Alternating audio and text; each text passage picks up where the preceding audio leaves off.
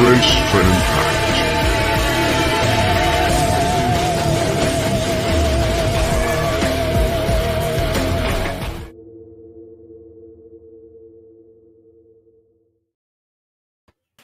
Welcome to the 26th episode of Brace for Impact, covering all things Impact Wrestling. As always, live from No Cell Studios, I'm the Ace of Tavern, Acefield Retro, and joined on this Thursday with that Mania Colton. Jesse, what is up, dude?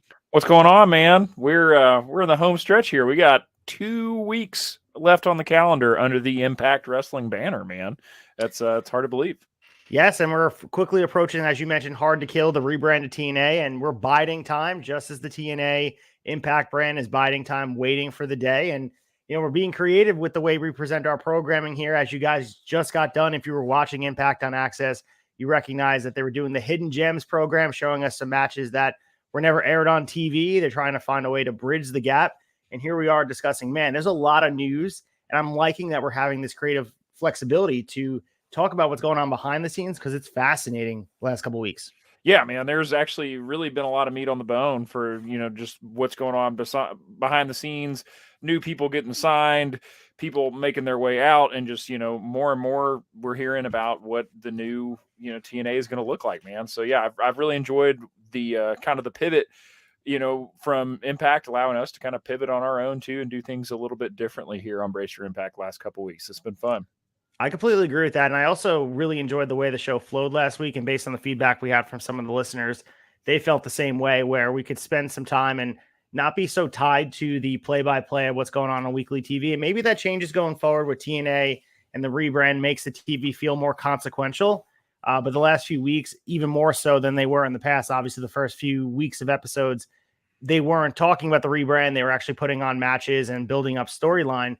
But sometimes the taping in bulk leaves us sort of handcuffed into talking about the play-by-play of the matches, where I like the general overflowing conversation that we find ourselves in, this gray area of the hypotheticals and talking about the what ifs in this landscape of what is a really exciting time to be a wrestling fan, because you mentioned the roster signings, but it's also, you know, talking about some of the existing matchups and predicting what the future looks like, because 2024 looks like to be the best year yet for the company.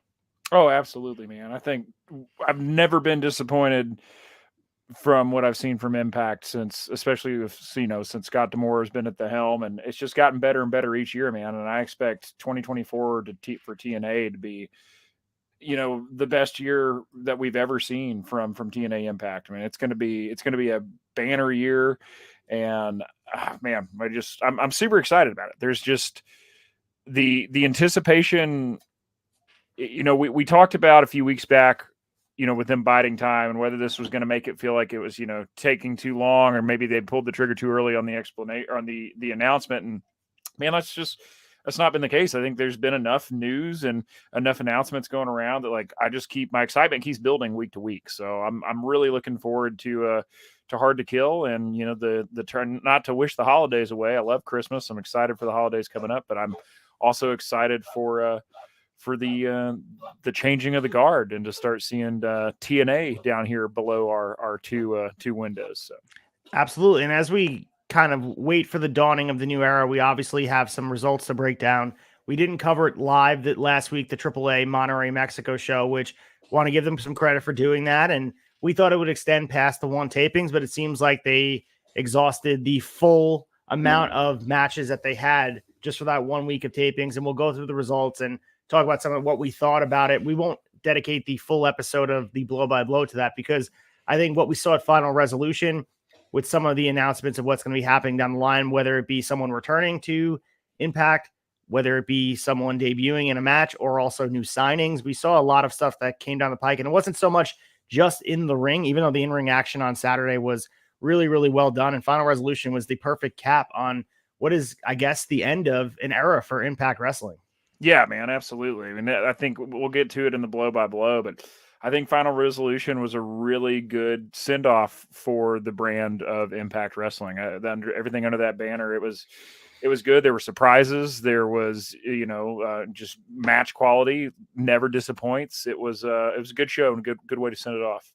They have to continue to find a way to differentiate themselves from AEW, WWE, and find a way to make themselves feel like a destination for not only the pro wrestlers, but for the fans. And I feel like they continue to do that. And I think as we continually talk about, I was talking about this on Wrestling Tonight, the combination of the nostalgia, the rose colored glasses of the anthology of history that they have to lean on, plus the current day storytelling and this investment in really reinforcing their roster with the top of the line talent.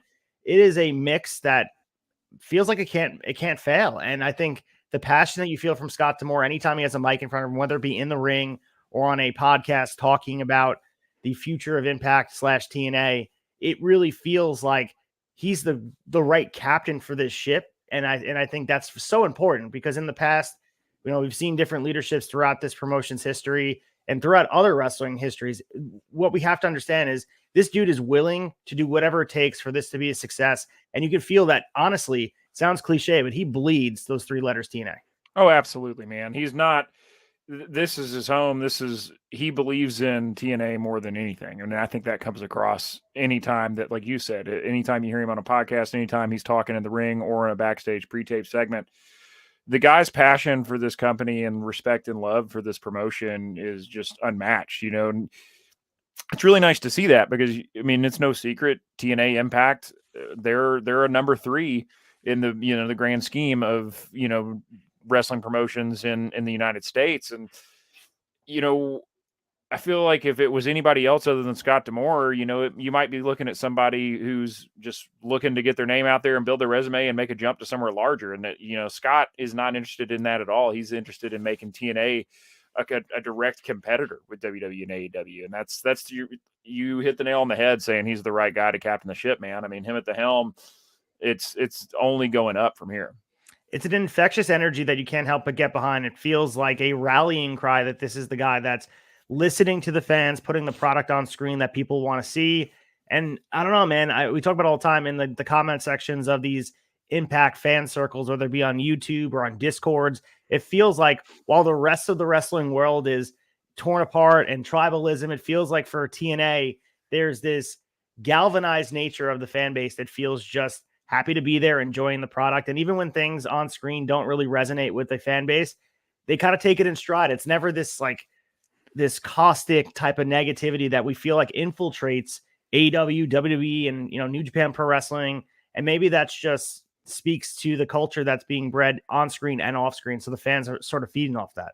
Yeah, man, it's always pretty refreshing with TNA Impact fans, is everybody for the most part just kind of seems like they're having a good time and enjoying wrestling, enjoying the product as you should, man. You're always going to have those people in the internet wrestling community out there that just always are going to find something to bitch and complain about. It's like, man, right now is debatably the best, if not the second best time in history to be a pro wrestling fan, man. Just, kick back and enjoy it. Yeah, and I know people probably thinking to themselves, listening to me talk about it, that, it's because their company is smaller and they don't have as much eyes on it. But look at the NWA fan base. Go on the Instagram and look in their comment section and see how argumentative they are with each other about where they want the direction of the company to feel, their promotion. There's that very traditional NWA fan base, and there's also people that want the direction for the future. And there's arguments within there. And if you go on an Impact TNA Wrestling, like I said, the official Instagram, whether it be hashtag TNA Wrestling, hashtag Impact on X or on Facebook, whatever, usually 85 to 90% of the time it's positive stuff being spun and people just having a good time watching the product. And that's been refreshing covering this because you and I, you do the debate a lot here on the Turnbuckle Tavern, and I do Wrestling Tonight, and a lot of the news and a lot of the circular nature of conversation usually is centered around negativity. And it's really refreshing, as you said, to sit here and just enjoy the product, enjoy the ride, and be upon what is this feels like it's a very revolutionary moment for the company. Even though TNA has been here before, this feels like a dawn of a new era when first impressions are going to be very, very crucial. Absolutely, man. And I don't expect them to disappoint. So. All right, let's get to the inside, talk about all the news in wrestling, because we have a lot to talk about with Impact, because there's a lot of stuff with signings and some other stuff, but let's lead the way with the insight. The insight.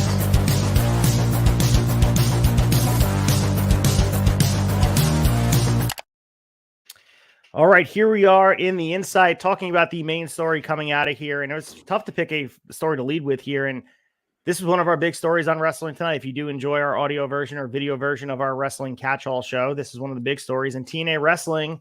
and Endeavor Streaming are partnering to relaunch the promotion's TNA Plus subscription service. So, Colton, I'll pass it to you in a second because my thoughts are out there on this, and I'm curious to hear your thoughts on it. But it was announced today, earlier in the week, I should say, that TNA Wrestling and Endeavor Streaming had reached a multi-year deal for Endeavor Streaming to power the TNA Plus app, launching Friday, January 5th. So obviously they're talking about a new dynamic look, expanded options, increased functionality, and 2 price tiers. So as we were talking about this on Wrestling Tonight, we have 2 tiers, one being called Special Attraction, which is priced at $9.99 per month or $95.99 per year, includes access to the entire library of the Impact/TNA Wrestling catalog and every TNA Plus special event. But they also added a World Championship tier priced at $219.99 annually and consists of the same benefits as the Special Attraction tier, but also all 4 of TNA's major annual pay-per-views. So this is obviously moving from $7.99 per month. Earlier in the buggy Impact Plus that you and I have been using, you and I were trying to find our way through the catalog there. But I pass it to you because there's 2 conversations to have. Obviously, with an app being powered and streamlined, it adds the different possibilities of those that can watch it. But we also know Endeavor, they're a subsidiary of TKO Holdings, which we know who's in bed with them, WWE and UFC. I pass it to you. Yeah, man. I mean, this is I didn't expect this to, or at least I expected an announcement to come for a streaming service for sure. With everything else that's coming along, you don't expect it to just be Impact Plus rebranded as TNA Plus and go from there.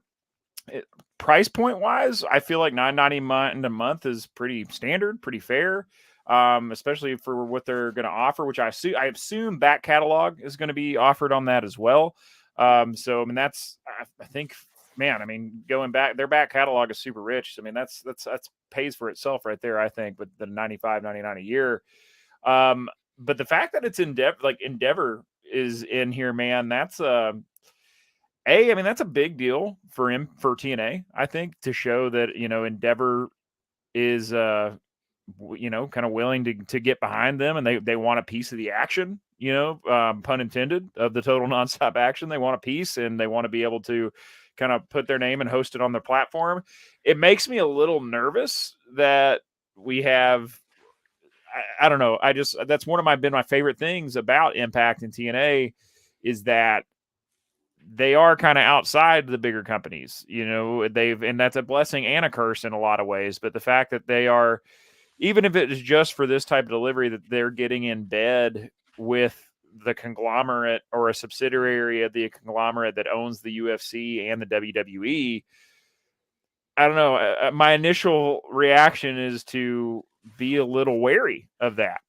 And I mean, I don't know if that's just me putting on a tinfoil hat and staring a gift horse in the mouth when, I mean, it is obviously big news for TNA to be picked up by somebody like that, but it does make me a little bit nervous. I also I have some questions too. I mean, obviously the World Championship tier where you just get the pay-per-views, the 4 major pay-per-views included.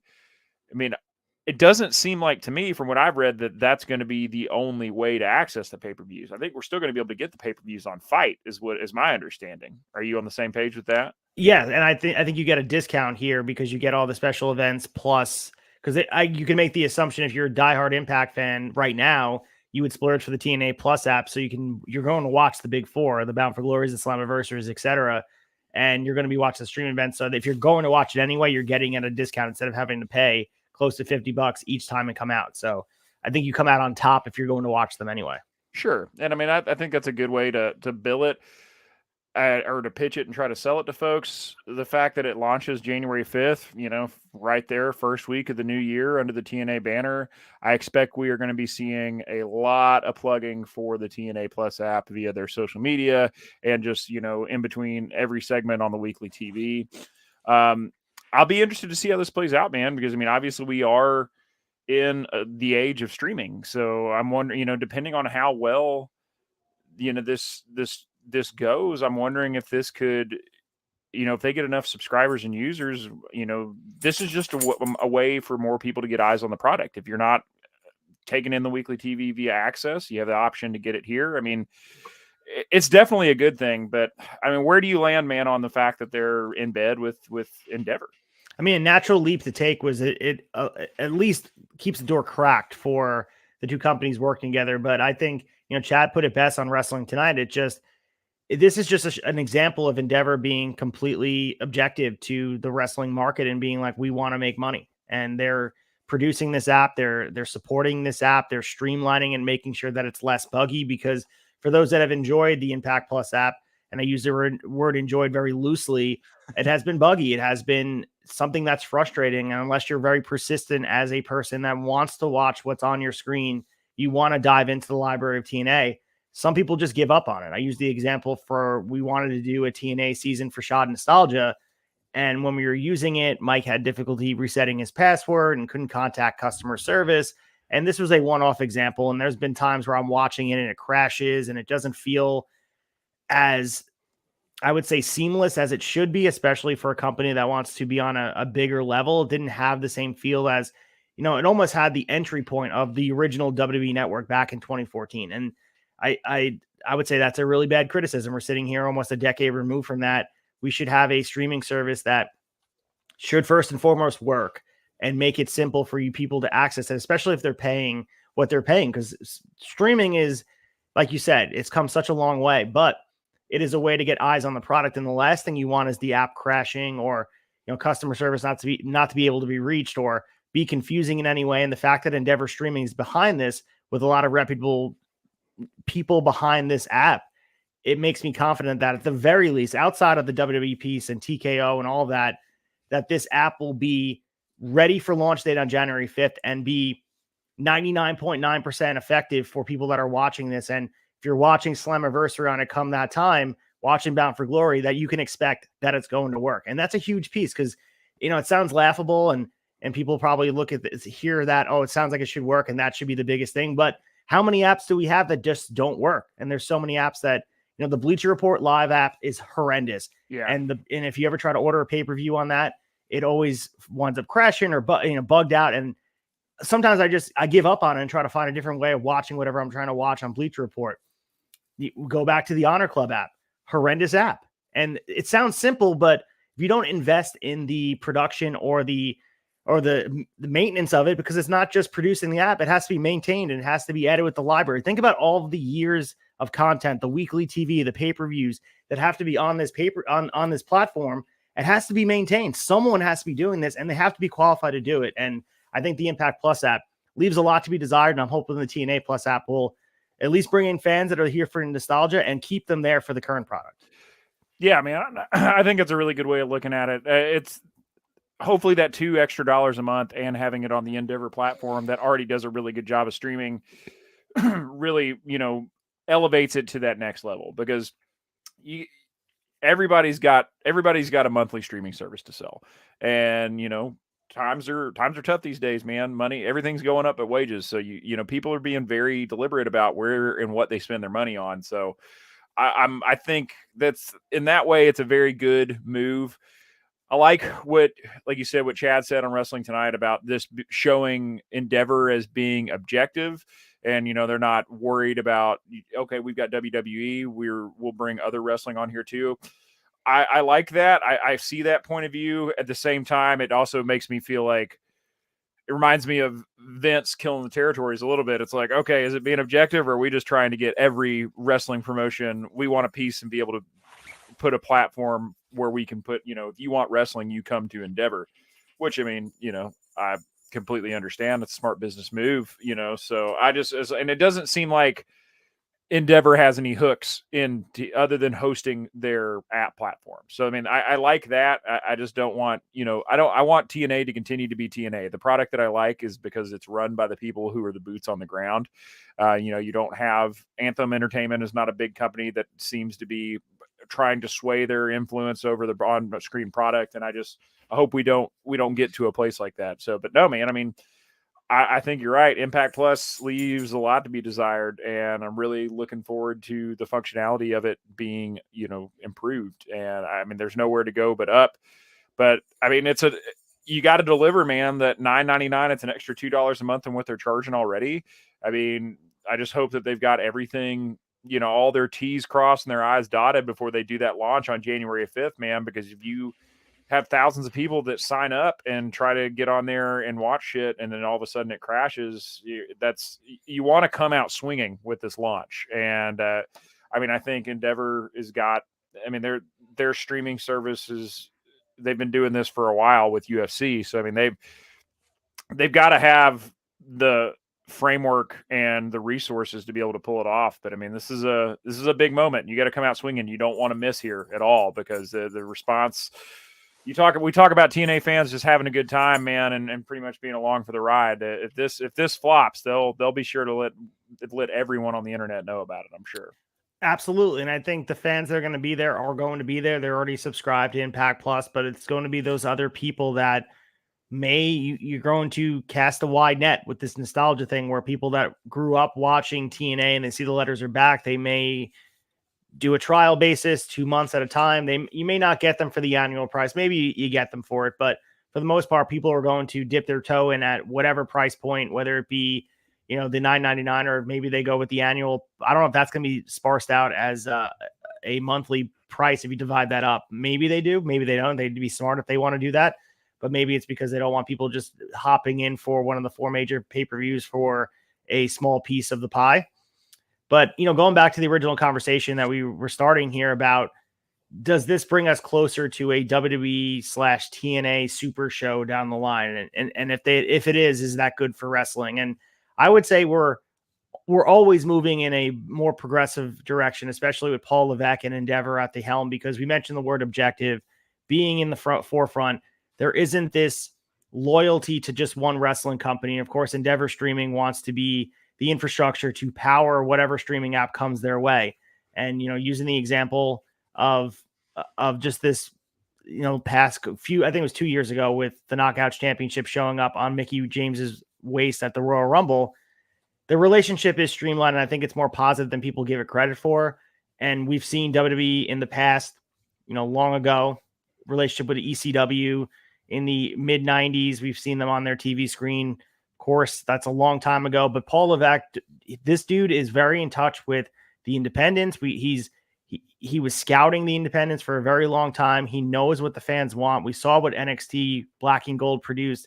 We're seeing glimpses of that on the main roster. If the fans want it, and I mean, he spoke about this, literally his words coming out of his mouth talking about Punk, but if the fans want it and there's a desire for it and it can mutually benefit both companies, I don't see a reason why they wouldn't have a TNA WWE show. And I don't think this Endeavor situation with the streaming is going to be like it's a precursor. Like, this means we're pretty much there. It's guaranteed. But I think this is just showing an example of, this isn't Vince McMahon's WWE anymore. This is a completely different animal we're working under. And this is just a further example of the wrestling landscape changing.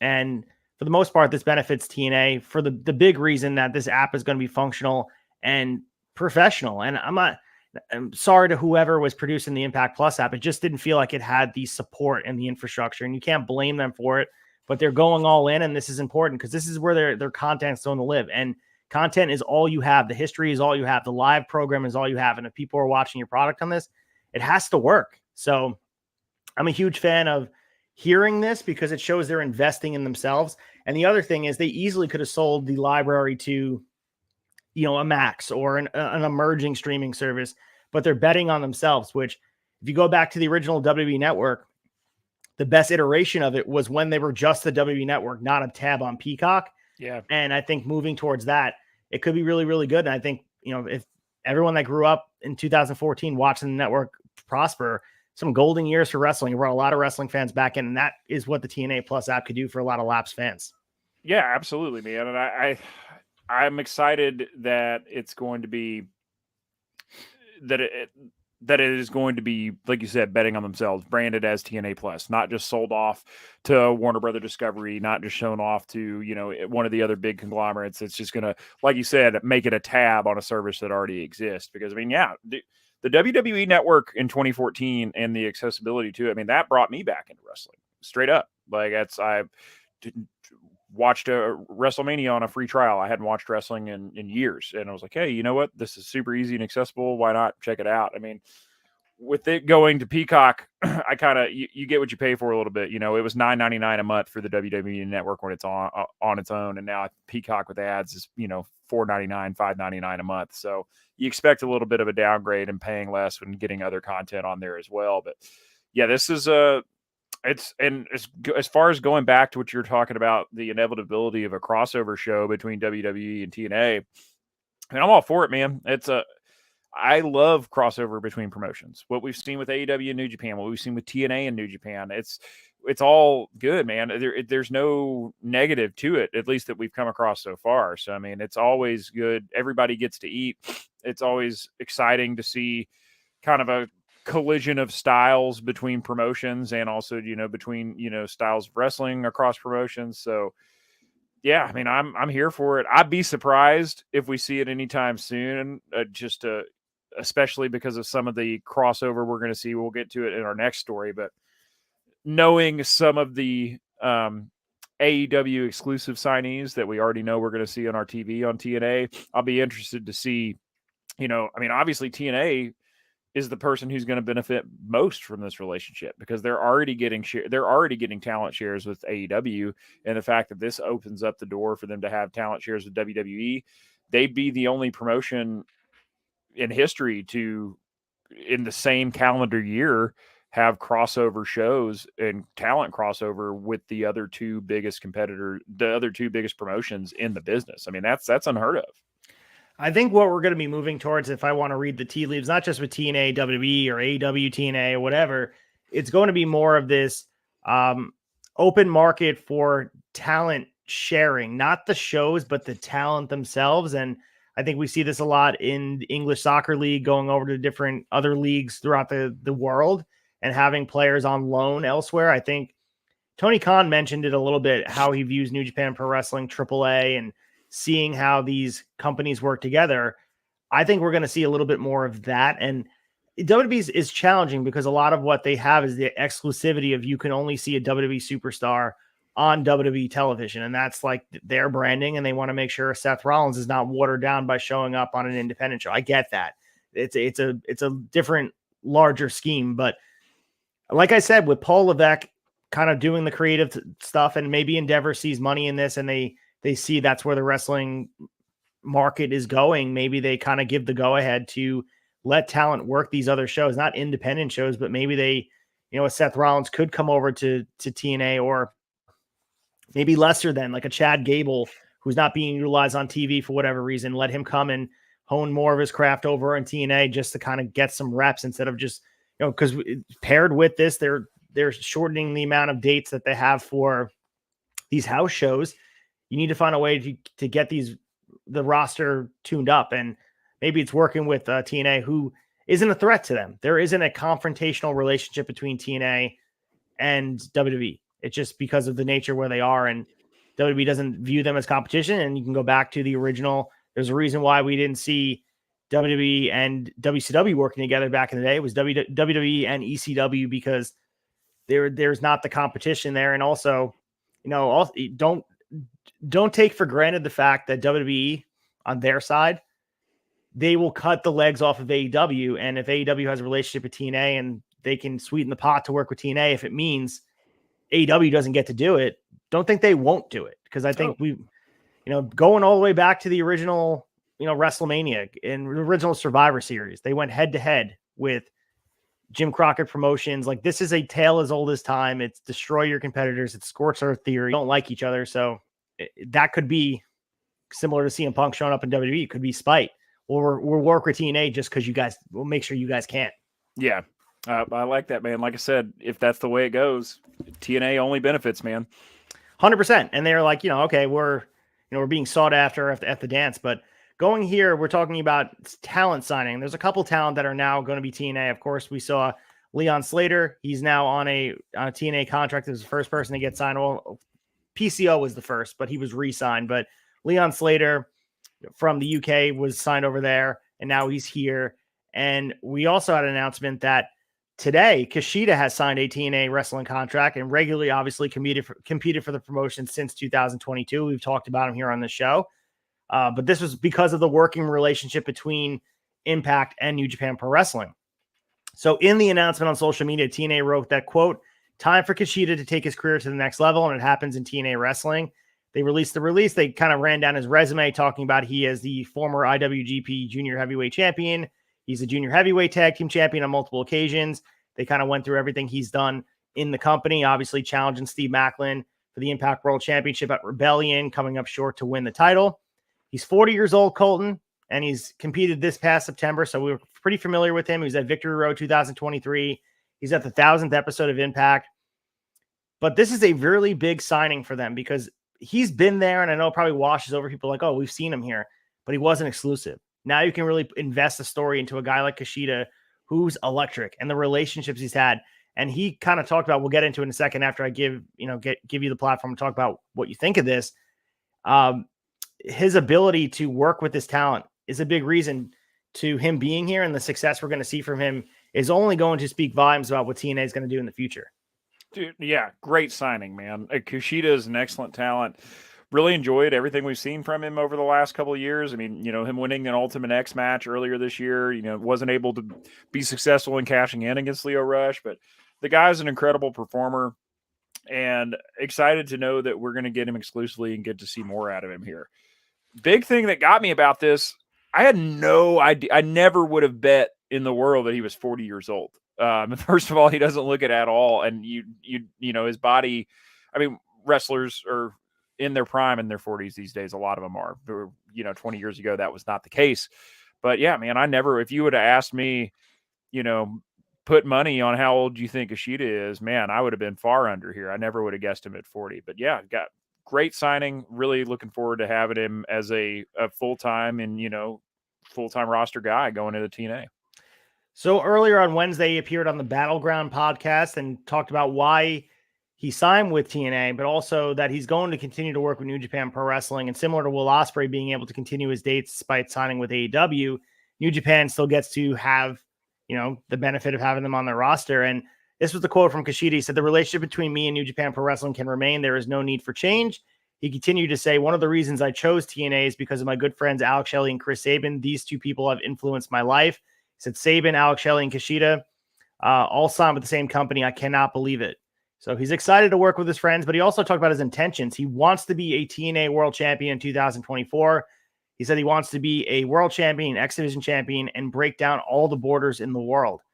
So he's yet to win a championship with TNA Wrestling. If you had to say in 2024, is he going to be an owner of either the X Division title or the World title, tag title? Do you see him winning a championship in 2024?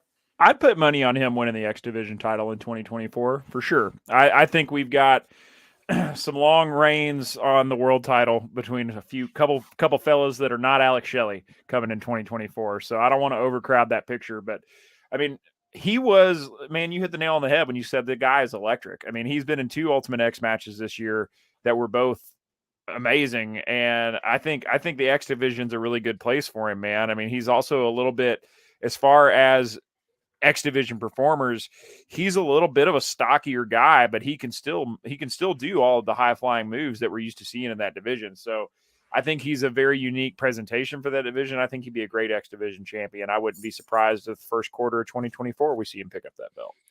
I love that Kushida's here, and we're going to continue to talk about him here on Brace for Impact, but we're talking about the departure of a great longtime ring announcer, and David Penzer has wrapped up his business with Impact Wrestling. So last Saturday marked the end of his pro wrestling career in TNA Impact for now. And with the closing of that chapter comes an end to his run with the promotion. So they announced that he's going to be finishing up with the company. And we know that, he's been with WCW. This dude has seen a lot of pro wrestling and has done a great job being the soundtrack, being a ring announcer myself. Dave Penzer has been, there for a lot of great moments, and he's someone I look up to. So to see him get honored too from Scott D'Amore and the TNA wrestling team. So Scott D'Amore thanked Penzer for his years of dedication to the brand, and he presented him with a special award. So after Final Resolution, Penzer took to social media. He talked about the big send-off he received at the pay-per-view, and he said, quote, was not expecting that send-off. Lots of things swirling my mind. Thanks for all the great comments. So he has yet to release a complete statement addressing his end and why it happened, or is this just maybe he's just moving on to different endeavors.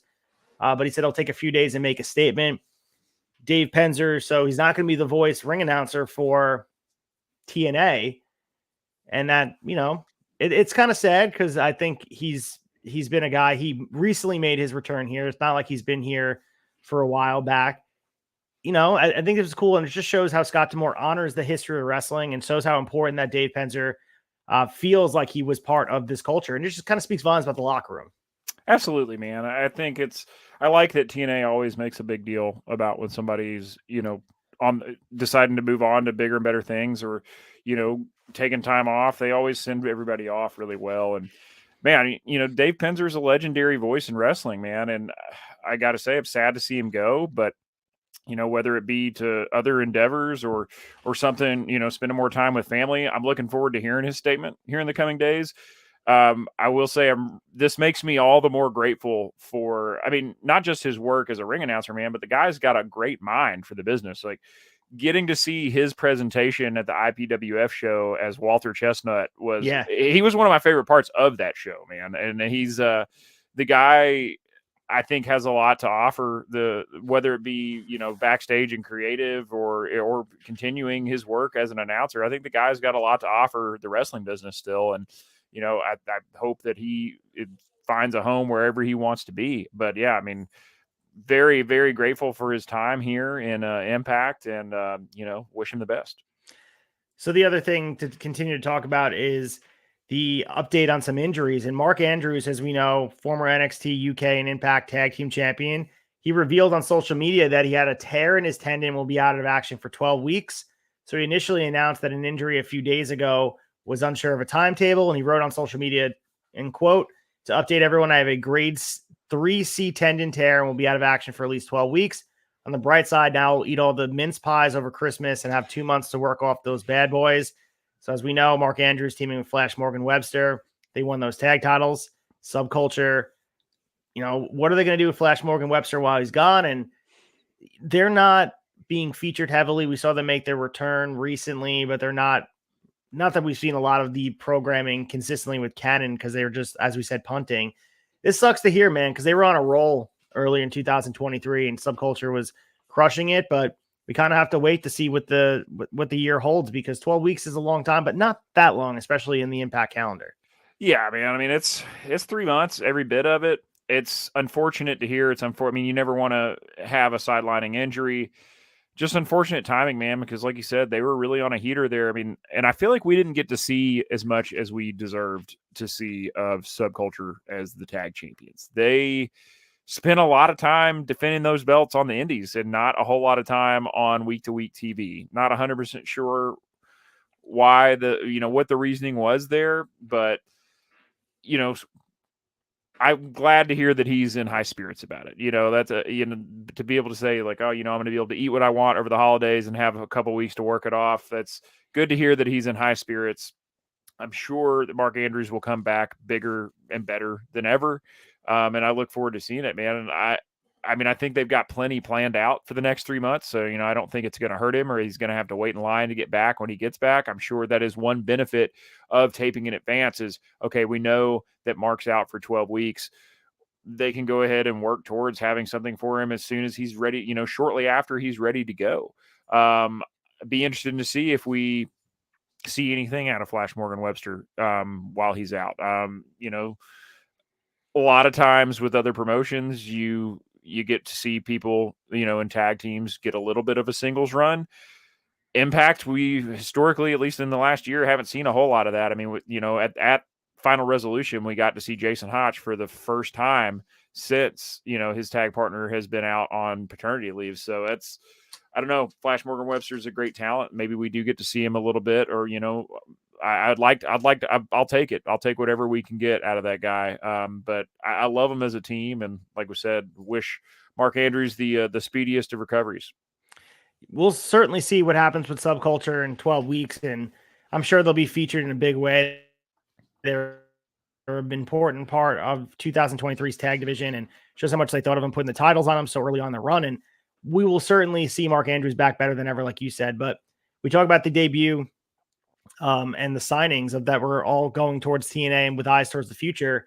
We saw a surprising debut at Saturday's Final Resolution, and we'll talk about that during Blow by Blow. But Trent Seven is officially part of the roster now, Colton. And we saw him joining Speedball Mike Bailey to take on the Rascals at Final Resolution, and they won an impromptu match. And the promo afterwards from Scott D'Amore talking about Trent Seven and really saying, criticizing anyone ever letting them go, saying that he can't believe, quote, someone was dumb enough to let him go. And he offered him a contract, and Trent Seven signed it right on Mike Bailey's back during the show. And we talk about Trent Seven and just his legacy throughout NXT and his ability to kind of, show out, man, on the UK scene. And he continued to kind of do his thing after being released in 2022. And, we saw him at OTT, we saw him at Rev Pro, and we recently saw him in AEW. So believe it or not, another guy that's shockingly on the older side. He's 42 years old, looks every bit of not 42. He probably could pass his 32 going out there and moving around, doing some of his best work of his career. But man, this was an awesome signing, and someone I didn't even think of that could be a part of this roster, but it makes so much sense because I'm thinking about all the different matchups that he'll be a part of. And like you mentioned with Kushida being in the X division, but Trent Seven, you can slide him into a whole bunch of different slots. And he's been a tag team guy, but we know also he can go out there and be a singles competitor and be a believable champion. Absolutely, man. This was a big surprise for me as well. I didn't see this one coming. Came out of left field a little bit, but I like it, man. Trent Seven's a hell of a performer. It's a big signing for him. And, really enjoyed his work with Mustache Mountain with Tyler Bate and NXT. I mean, I'm excited to maybe get to see him more. Like you said, historically, he's been a tag guy, but he can absolutely hold his own in the singles, man. And, we got to see him a little bit in AEW and Ring of Honor. I think TNA is going to be a great spot for him to land, man. I think it's the right size stage for him to be able to be a major player. I don't expect him to just kind of disappear into the mid card, man. This is a big signing, and I'm excited to see what they've got planned for him because I think he's going to be a great addition. So he appeared on the Cultaholic podcast and talking about the deal, and a lot of people are making a lot of news about how he was very, very close to signing with AEW after his appearance. And Trent Seven said, we have been speaking for a few weeks now. That's him speaking with TNA. And he said, I'm piecing things together and making sure everything works out. Like I said, many times in this industry, in the entertainment industry, it's about saying the right thing, being in the right place at the right time, doing the right stuff and looking the right way.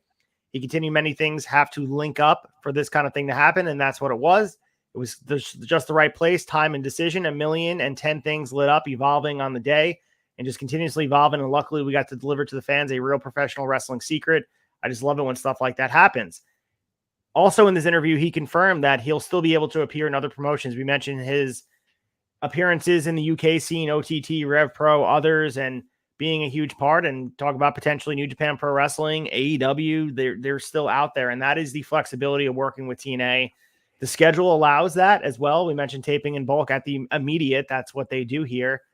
He has the ability to work these weekend dates while being featured on a big stage here, and that's the benefit, man. We're watching a guy like Speedball Mike Bailey kind of have best of both worlds, be featured in a big way on the independents, but also have a secure place here that if you want to work the GCWs, you want to work the House of Glories, you want to go out there, Trent Seven wants to go back to the UK and do a couple weekend shots with Rev Pro, he can, but also has the opportunity to really become a huge star with this TNA brand. And I'm really excited for it. I think this is a great sign. You mentioned Mustache Mountain during NXT. Love his work there. And love that British strong style in wrestling, and I think it adds a different flavor to the TNA roster, and I think it's going to be a great fit. Yeah, man, I completely agree, and really good timing. I wasn't expecting any signing reveals at Final Resolution, and when we first heard that, oh man, the Trey Miguel Mike Bailey match is not going to be a singles match anymore, I was like, well, man, what are they going to do here? Because you could have. I was looking forward to that singles match, and if this had been a lesser signing, this could have really been a fumble here, man. But this was absolutely a touchdown on TNA's part. This is a great signing, awesome timing. As if we didn't have enough buzz and excitement going into the changing of the guard and the move to the team back to the TNA moniker at the first of the year, man. This just adds even more excitement into it. And like I said, great timing, great work on Scott D'Amore's part. Also love it when something like that can be kept a secret, man. The way social media works these days, if you spend any amount of time on it, you're going to ruin a surprise for yourself pretty quickly, especially in the pro wrestling world. So yeah, this was pretty cool that they were able to keep this under wraps. So we also talked about how he was close to signing with AEW, but he wrestled with them twice in 2022. He wrestled with Ring of Honor once this year. he was talking with Cultaholic about how close it actually was. He used the word incredibly close, but he said, quote, there was one point where it was incredibly close to inking something, but sometimes things just do not work out. Sometimes people are doing whatever they are doing backstage. You know, they were trying to plan a show, selling out Wembley. Sometimes people's names fall to the bottom of the thinking pile. However, so be it, man. I could not look back on the last 15 months and be prouder the way it worked out, the peaks and the troughs, the ups and the downs, the constant testing, the number of people I've seen and the number of countries I have been to. However, now it feels like I have found a home. And I think he means that in a very genuine nature. I think he feels, and that is the consistent things we continue to talk about, whether it be an outsider coming in, doing a one shot with Impact, or it be someone who signs there and finds a home there. Will Ospreay has been very, very positively complimentary of what the locker room's like. CM Punk was the same way. There's something special about this locker room and the culture. I think it starts at the top. I mean, to throw more flowers at Scott D'Amore's feet, this dude has really cultivated something special here, and people feel validated. They feel appreciated. And there's a lot to be said about what this roster is doing. And it's encouraging people to want to sign there. And that is the best thing. Maybe they can't offer the most money. Maybe they can't offer the same things, the bright lights that WWE does, but there's something special about liking where you work. And I think TNA offers that. And Trent Seven is another example of him, you know, being excited to find a quote home before he even started there. Yeah, absolutely, man. Just I think it's extremely genuine, and he's going to be talk about how good this locker room is and how good this culture is, and hey, you know, some people who don't necessarily feel like they fit in other promotions have been able to successfully find a place where they're happy and thriving here in Impact TNA. I think Trent Seven's only going to add to that culture and make it better. So we finished up the inside here with the first TNA match for Okada since 2011. We know he's a free agent and he's going to be involved on these Snake Eyes tapings. And this was announced at Final Resolution. So he's going to be teaming with the Motor City Machine Guns, of course, Alex Shelley and Chris Sabin, to take on Moose, Brian Myers, and Eddie Edwards as one of the big matches they announced here. Of course, they announced Will Ospreay versus Josh Alexander on these Snake Eyes tapings. Last week, we had said that it was going to be at the pay-per-view Hard to Kill. They clarified Final Resolution is going to be on the TV tapings.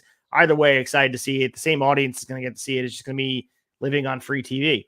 But Okada being here is surprising. And people may look at this like, oh, cool, they have a work relationship with New Japan Pro Wrestling. But there's been a lot of criticism. Even Okada has been very critical of his time back in 2011 with TNA, how he was presented. He became very disenchanted with pro wrestling at large being there. So the fact that he's back speaks volumes to me how this company has changed and progressed over time. The fact that a guy like Okada sees that this is completely different. It's not the same old TNA. It's not the same old Impact. This is a different company that even he, who has a bad taste in his mouth from his original stay there, is willing to come back and is excited to do it. So, I mean, not coincidentally, probably not because they thought about this. His final TNA match was against Shelley in June 2011, and this is going to be riding the ship. This was on an episode of TNA Explosion, and obviously a few things have changed since then. Okada's become an absolute fucking legend in New Japan Pro Wrestling since that point, and obviously Alex Shelley is the Impact World Champion. So the fact that these guys last linked up over a decade ago, almost 15 years to be exact, is amazing. And according to Fightful Select, and we're talking about the impending free agency and his conversation, maybe he'll go to WWE, and I hope to God he won't be watered down there. Okada wrestling for TNA is not indicative for him signing with TNA full-time. As of now, we talk about the interest with WWE. That's there. AEW, of course, has interest in him as well. He's worked for them as well. There's also a strong likelihood he just stays in New Japan Pro Wrestling, obviously, because his wife is there. Suzuka Momori is a famous actress in Japan. Dude doesn't need money. Dude just wants to be around his family. And if his wife, Suzuka Momori, is going to be there, maybe that's the linchpin to keep him in New Japan Pro Wrestling. But who knows? We'll see. Yeah, man. I think this is a big vote of confidence in TNA and how far this company's come and where they're going to have him back. Because, like you said, man, 13 years since he's been in a TNA ring, and he's not missed any opportunity to be critical of his time there and what he thought of the company and the way he was presented previously. So the fact that he's coming in, especially early on after, for some of the first tapings, very telling. Big vote of confidence from a guy that carries a lot of weight in the pro wrestling world. It's pretty cool, man. And like you said, man, riding the ship and having him team with Shelley is it's going to be. I'm really excited about that presentation. And I think a lot of people look at this news and being like, oh, cool, Okada's there. They have, like I said, they have a working relationship with New Japan. It's another big star. They're stacking this card. As you said, this is a huge benchmark for them to look at as a barometer of how far they've come, because a guy like Okada, and it could have been a fault of his own too. Like, I'm sure self-admittedly, he probably has grown a lot since 2011. But if you watch some of the way the presentation was of Okada, maybe it's creative, maybe it's not. He isn't the same Okada that we know and love as the Rainmaker. It took time to get there, and TNA definitely didn't help expedite that. It took New Japan Pro Wrestling and the creative behind that to get him to the level he's at now. But the fact he's back here as a walking through those doors again has to feel really good for him, but also has to feel really good for TNA, who, they were the recipient of a lot of negativity from his end and had to feel bad to be, one of the best wrestlers in the world was saying bad things about your company and not wanting to be there and talking about the time there. Really, really cool that he's back and mending the fences, and I hopefully see more of it. I hope we get to see Okada in some big matches, and on a short-term, long-term, I'll just take him in the ring here because it's really cool. The more Okada we get on our screen, the better. I don't think people really appreciate the Rainmaker for what he is, a living goddamn legend. He's the Japanese version of John Cena to New Japan Pro Wrestling, and we need to appreciate him while he's active. Absolutely, man. Yeah, I think there's countless good matchups that he could have singles or, in a trios team like this and in TNA going forward, man. And, just to wrap it up with this, like you said, what a feather in Scott D'Amore and TNA's cap to be able to say, hey, look who we've got coming in, and somebody who's excited to be here. I mean, yeah, great vote of confidence for the progression for TNA. So if you had to, put money down on the odds that he stays in New Japan Pro Wrestling, goes to WWE, signs with AEW, or maybe potentially calls TNA his home, what would you think is more likely for Okada if you had to put your money down on it? I think he's staying in New Japan Pro Wrestling, man. I mean, we talk about, there's been a lot of talk about, there's a lot of free agents coming up in New Japan Pro Wrestling, and, they have a lot of room to retain some star power. And I think that, like you said, man, I mean, he doesn't need the money. I think he sticks with New Japan, and I think New Japan needs him to stick around, to be perfectly honest. I think that it would be a pretty big loss for them with losing some other free agents, especially younger guys. The fact that they've lost, Will Ospreay's now signing with AEW. To lose Ospreay and Okada in the same year, man, would be, I mean, New Japan's always going to be New Japan, but that's quite a mountain for them to climb. I'm with you. I don't want to see him go to WWE. I don't think that's where I have no inkling of where his head's at or where he wants to be, but I don't see that happening, man. I think he's staying with New Japan. Yeah, I mean, I agree with you, and I hope you're right. I think if he's going to leave New Japan Pro Wrestling, they would have to be okay with him probably going to TNA or AEW on New Japan side. Not that they have the be-all, end-all say, but as we said, Kushida, Will Ospreay, they're still going to be able to go back and forth when needed. But of course, whoever is his home is going to take precedence. So, similar like when Ray Phoenix and AAA had their issues, he's got to work AEW over AAA. And that is not going to be the case in New Japan. If they want him for the G1 and say signs with AEW and G1 kind of interferes with one of the main stories, guess what? Okada's not in the G1 and he's going to be in the Continental Classic instead. So I think that's part of the mindset of how they do things. But whatever Okada wants, he's going to do. And I think he's going to have a lot of suitors. And especially with, like I said before, Paul Levesque being at the top of creative, I would say WWE is way more interested than they probably would have been with different people at the top, because I think there's more reverence to what his legacy is. And I was saying before, I think he's underappreciated, and I still stick by that. I think he's underappreciated among casual fans.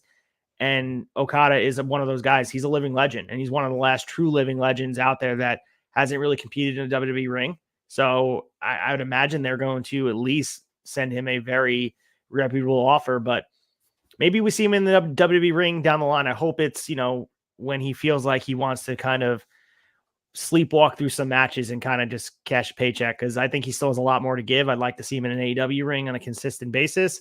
And I'd also, TNA would be a great freaking spot for him to stay here full time and really work a very streamlined schedule. He could still live in Japan and probably figure it out because of the way the scheduling works. That's a good point, man. Yeah, I didn't think about that. The scheduling would allow him to be able to not uproot his family life. So yeah, maybe I would love to see him in TNA full time, man. I think you're right. I think the guy has a lot left to offer, and I just would. Hopefully it's not. I could see him making his way. WWE especially. If that's where he's at, and he wants to kind of slow down and just kind of work a few matches a year and cash paychecks, perfect place for him to go, man. But I think he's got a lot more to offer before he gets to that point. And I hope we get to see it at either New Japan or TNA, or that's the beautiful thing about him sticking with New Japan, man. We'll most likely get to see him on all three promotions between AEW, TNA, and New Japan if he decides to go with any of those three. Absolutely. And the same thing can be said about Will Ospreay. And no matter where they cash their initial check, as we get in the wrestling world with the ins and outs of the forbidden doors, or whatever you want to call it, this progressive inroad that has been established, we know that wrestling goes in all these different directions. And John Moxley can work the Josh Barnett blood sports, and we can see him working OTD and the Scrapper Manias and out there. Once you go to WWE, you kind of locked up there unless something changes. And as we go back to our original story, number one, unless the mindset changes, you're kind of in-house there. And for better or for worse, yeah, the money's great.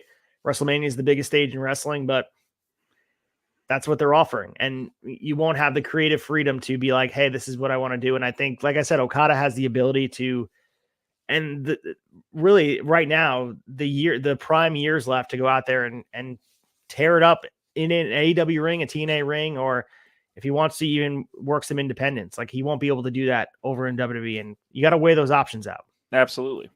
Depends on what his dream is as a kid. I think for the longest time, and I forget who was having this conversation, but everyone has said WrestleMania is the biggest stage. WrestleMania is the biggest stage. But some people, their biggest stage might wind up being down, and it's not yet, but like Double or Nothing or All In, that might be their biggest stage. Or for some people, Wrestle Kingdom is their biggest stage. And Okada certainly is the king of that. So absolutely, man. Yeah, it doesn't get bigger than Wrestle Kingdom for a lot of folks. All right, well, let's get to the blow by blow, and we'll talk about some of the action we have in the ring, ones from last week, all the good stuff for the in-ring action for Impact Wrestling. Blow by blow.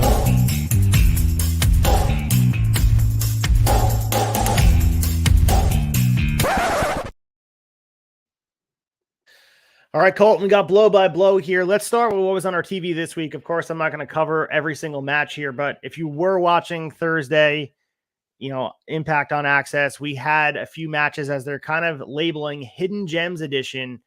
And we have what they're calling a loaded lineup of never before seen matches on TV. We have Josh Alexander versus Yuya Uemura, PCO versus Diener in a street fight, Giselle Shaw teaming with Savannah Evans to take on MK Ultra, finishing up with Alan Angels against Samurai Del Sol, and Tommy Dreamer teaming with Channing Decker to take on Dirty Dango and Alpha Bravo. So these matches, unknown where they were taped. Full disclosure, we're taping in advance here. We're recording in advance, I should say. Your thoughts on them doing a hidden gem show? Does it feel, again, use the word punting. I feel like that verb is overused on our end. They're trying to fill the gaps of time to get to 2024. We thought it was going to be another Mexico taping, but we have these hidden gems, and this feels like a Coliseum video anthology collection that you got for Christmas. You pop it in. It's matches that happened months ago, but you just haven't seen them yet. I like it. I will say they keep surprising us, man, because like as soon as we think we've got it figured out, I'm like, they'll throw another one out there. So we had IPWF, we had a AAA show, and now we've got the like you said, the Coliseum video collection of all the matches that didn't make it to air earlier this year. I mean, obviously these are good matchups, man. I mean, they wouldn't have booked them if they weren't, but it's I got to give them props for, they are punting, but they're giving us something slightly different each week. It's not just a year in review every single week. It's not just, this time, this day in history in TNA, I mean, at this point they've got the back catalog, man. They could just be like showing us shit from picking a year in TNA and just showing us what happened that week. Which they probably will in a week or so. They're going to do right. 2023 in review. Check out Bound for Glory, 2 great matches. We've got, I mean, that's the thing, man, is like, I'm giving them props for doing something slightly different each week. Right. But like, we've got 2 more weeks to fill. And I'm like, I don't know what it is. It's got to be, there's a year in review show coming for sure, but there's still 1 more week to fill there, man. And I don't know. I mean, they can't have any more taped, right? Like under the Impact banner, they've got to be tapped at this point. Unless that Mexico taping, I can look at the spoilers because I felt like it was longer than what they gave us. And I'm looking at the results we're going to give in a second. There are 6 matches that they had on the TV show. Felt like there was more on the Monterrey, Mexico taping. So Who knows? Yeah, they I gave us don't a know. lot of matches, especially when you're trying to bridge the gap. They easily could have just done 3-3 and found a way to like put some promo packages in between and keep it that way just to stretch it. But I don't know. They went with these hidden gems. And like you said, I give them credit for being creative, but I'm hoping that once we get to TNA, like we're giving them the grace here of just like, okay, we're trying to get there. I don't want to see this at all. Once TNA is off and running, this is the type of shit that's going to turn people off when they turn on the production. Because even with WWE, when they do like the year-end shows, and I appreciate it for the talent when Raw or SmackDown is doing a year-end review show and the talent doesn't be there, they could be with their family. I immediately turn it off. So I'm just, as a fan, it just shows me like, okay, nothing to see here. If I don't turn it off, man, I just leave it off. I just leave it on in the background and go do 2 or 3 other things in the house simultaneously. So yeah, man, it's but yeah, props to him for keeping it somewhat fresh. I mean, we knew they were going to punt, but it's been something slightly different each week.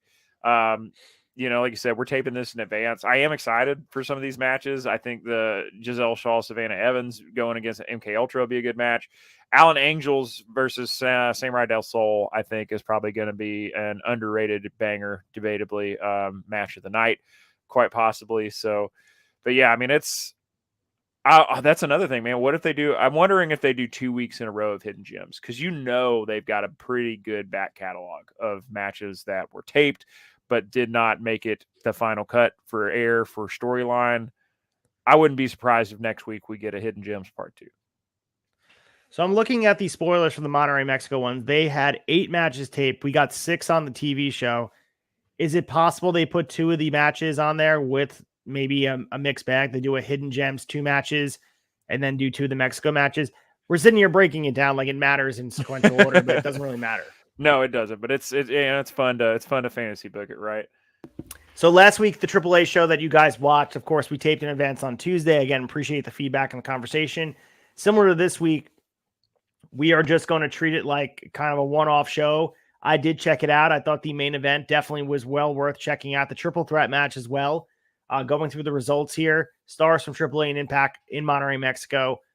Cool to see. We had the team of Chris Sabin and Trinity that they're calling themselves the Glow Guns, defeating Dynamico and Sheik Tormenta.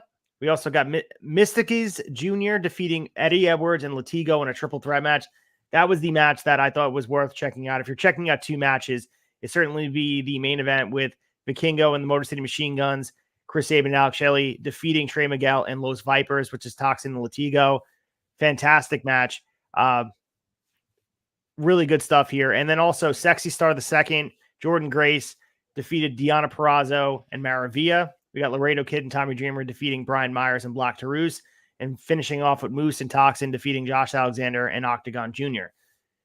So again, I mean, looking at these joint shows, this is a strategy. This is the roadmap. You put tag matches in, you find a person that would be capable of taking the pin, and every single one of these finishes were not controversial. You found a person that was the common denominator, and you figured it out. This is what we saw back in the day. WCW, New Japan did this, back in the day where you had any promotion working together. This is the easy way out. I don't blame them at all. We weren't going to get, Toxin versus Chris Sabin and would have to have a finish. That's not the case here. So we had these tag matches and they were fun. If you're going to check this out and you only want to watch a little bit of it, like I said, watch the Vikingo and Motor City match against Los Vipers and Trey Miguel, and also check out the triple threat with Latigo, Eddie Edwards, and Mystiques Jr. Yeah, I mean, matches for the sake of matches, man. But also just, I said it last week.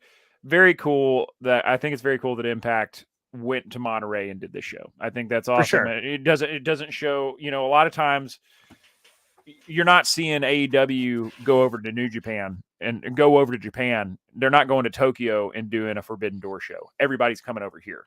And so, that always, it makes it, and I know there's logistics and travel visas and all kinds of things that go into that decision. I know it's, a little bit hairier to get to Tokyo than it is to get to Japan or to get to Mexico from the States. But I really appreciate that TNA, it doesn't feel like a one-way street. It's definitely a two-way street. They respect these other promotions just as much as the other promotions respect them. And the fact that they were willing to pack up and go south to Monterrey and do this show, I think was very cool. And that just speaks volumes of the type of promotion they are. The other thing I would love to see is AEW to do a show at Arena Mexico. And I know Tony Khan was asked about this on the Build to All In. And maybe before they announced All In 2024, would it again be at Wembley? People are thinking about doing historic venues in different countries and do like All In Mexico, All In France kind of thing. And either way, I think doing a joint show with AAA in Arena Mexico, the most palpable, energetic, venomous crowd. We've seen them. The atmosphere there is unlike anything you'll see on a pro wrestling show. If you aren't familiar with Arena Mexico and checking how, I mean, wrestling's still real to them for sure. They live and die with the characters on the screen. And, even, talking about where kayfabe lives and dies, like Mexico, man, it's a different culture of wrestling. They didn't get the news yet. Their wrestling is scripted. So, yeah. But either way, I think it is cool the fact that we have these promotions working together and it is mutually beneficial. And I think part of this was both promotions didn't feel like they were one didn't feel bigger than the other. Like Mrs. C's Jr. getting the win on one side, and we're seeing obviously Laredo Kid and Toxing and Vikingo, they're getting their shine. But of course, on the TNA side, Chris Sabin and Trinity getting their shine as well. So thought this was awesome to see. It wasn't just this one-sided affair. They, I always think about worst case scenario when they had all the Mexican stars in that Rumble. I believe it was 1996 WWF Rumble, where they just felt like lesser than. That's the worst case scenario as having interpromotional stuff going on. Yeah, if that's the way you're going to present it, man, don't even bother doing the cross-promotional show, in my opinion. So your thoughts on AEW potentially doing an Arena Mexico show? Like, did you hear that comment from Tony Khan? So I had not heard that until you just said it just now. Man, I think that would be fucking amazing. That would be incredible, man. I mean, no disrespect to Wembley. The UK crowd was, they're one of the best crowds in wrestling, and that was a monumental crowd, both in energy and size. But man, you talk about energy from a crowd, man. Yeah, I mean, the Arena Mexico would be incredible. I would love to see that happen. It'd be really, really cool. And I think maybe even having a precursor show, like, I don't know if would it sell on the same level in New Japan Pro Wrestling, like a Forbidden Door, like it would in the States. I don't know, but I think the inroad is there. I think luchadors on the AEW screen that are they're dipping their toes into. Chad and I were talking about potentially doing a full cruiserweight style division where you almost have just like Mexican lucha libre style rules. And I think featuring the lucha libre guys, AEW has one of the strongest lucha rosters out of anywhere, and you easily could just bridge that gap and bring those fans over. And you've got the TV time to make it a weekly exhibition across 3 shows, between Rampage, Collision, and Dynamite. You've got the time to do it, man. I mean, yeah. Pull the trigger, make the investment, and man, that could really, really impact how well like an Arena Mexico show would do there for a pay-per-view. So going through for final resolution here, and of course, our sort of cap on this Impact era, and the clock is moving closer to the rebrand in January. What a great presentation for this show! And I got to give them a lot of kudos. As we talk about presentation being increased, and I think maybe I don't know if it's just the Mandela effect or something. I just feel like the programming has felt more polished over time. And whether that's true or not, it's just that maybe it's just the lower thirds or the way the camera work works. But my initial just watching this event before we get into the matches felt polished. It felt clean. It felt professional. And just everything about it has me confident that just changing over to TNA is going to happen seamlessly because they're really starting to make everything look clean. Absolutely, man. Yeah, the presentation was spot on. And they could have done a lot of they could have gone a lot of different ways with this show. This could have just kind of been a nod and like a love letter to what is Impact Wrestling and what it has been. And I mean, man, we just got the best of everything from it delivered just like any other pay-per-view that we've seen from this promotion in the last couple of years. And, I also liked how it wasn't just a final chapter. They continued to build storylines that we're going to be seeing going forward in January under the TNA banner very well here, man. I mean, this was a good show. It's I think, and I think expectations with the fan base for this show were, I don't want to say low, but they weren't high. They were relatively, middle of the road, and I thought that it definitely over delivered in my opinion. So we had the pre-show happening here. PCO defeated Jesse V. We also had Jack Price defeating Aiden Prince. And essentially, this was just to count down us to the show. They did start the feed a few minutes late, and PCO and Jesse V started in progress. So if anyone capped into the pre-show, you notice that happened in-house here. So you actually didn't get to see the full entrance and stuff. Not that anyone really cares. It's just to get you in there. And then the final pre-show match was Frankie Kazarian defeating Sheldon Jean, which we predicted, of course, Frankie Kazarian cutting that promo that he's looking for a world title in 2024. And if he gets there, he'll get there. But I think, as you mentioned before, we have some long reigns ahead of us and a crowded main event. So I don't know if Frankie Kazarian, that's in the cards for 2024, but he looked strong in the Sheldon Jean match. Yeah, he absolutely did, man. He looked like $1 million. It's talk about another guy that's, in his 40s, but not looking like it, man. Kazarian looks awesome, man. He's, we talked a lot last week about how much of a gem he is to have in the locker room, and how, he's a really good get in addition to the roster for TNA, man. And yeah, I'm excited to see. We've seen a lot of decent mid-card storylines out of him over the last 6-8 months.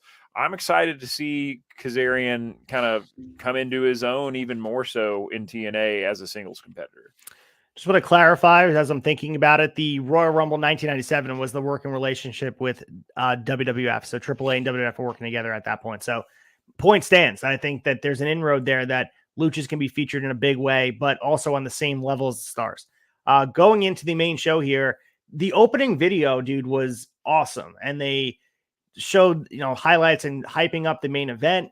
They also showed, obviously, the TNA era beginning in January, really getting people started. And I thought this was a really good hype package because it made, even though the main event wasn't for a championship, it wasn't for a lot of stakes, it made Zack Sabre Jr.'s debut feel big. It felt like the match, even though it was, like I said, the stakes weren't there, it felt like a big match feel just upon the promo video.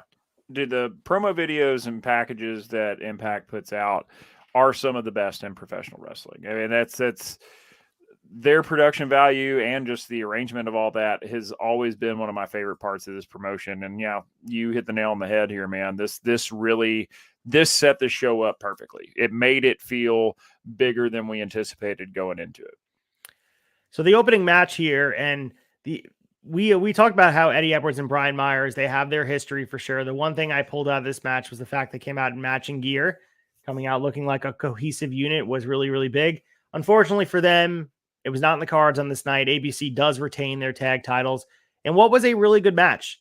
We're not going to go blow by blow with the match. I don't think we probably should, but the ABC wins. We both predicted that the ABC would continue to their run throughout the tag division and continue to be champions. But I thought Edwards and Myers looked good here, and I thought it did the job. I think that's what everyone expected it to do, and it was a solid defense, but also emphasized Myers and Edwards looking like main eventers.